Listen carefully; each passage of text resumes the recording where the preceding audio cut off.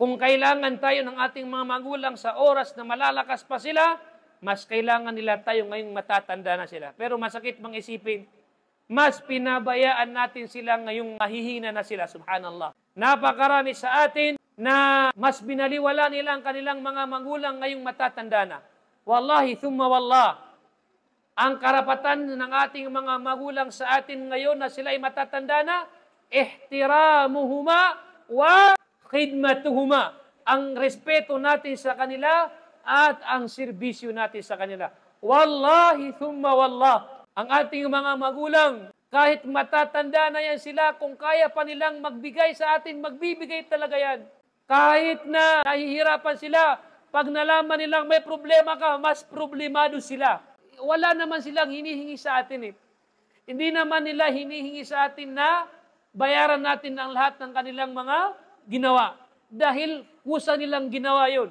Pero nasa sayo na yan kung susuklian mo sila. At yun ang dapat, kahit serbisyo lang. Marami sa atin na binaliwala na ang kanilang mga magulang dahil keso nagkaroon na ng sariling pamilya, tinanggal na niya sa kanyang obligasyon ng kanyang mga magulang. La wallah. Kahit na nagkaroon ka ng sariling buhay, obligado pa rin na iyong pagbutihan ng iyong mga magulang. Obligado pa rin na sundin mo sila, obligado pa rin na sila ay yung respetuhin. Ngayong matatanda na sila, wallahi thumma wallah, napakaliit lamang ng bagay na gusto nila. Kung pwede pa nga, kahit mahihina na yan sila, hindi sila nagpapatulong. Kahit maglakad na nahirapan, ayaw ka pa nilang tawagin. Kasi alam nila na magiging sagabal pa sila sa iyo. Pero yun ang dapat mong gawin. Ang alalayan sila kung matatanda na. Lagi natin silang kumustahin.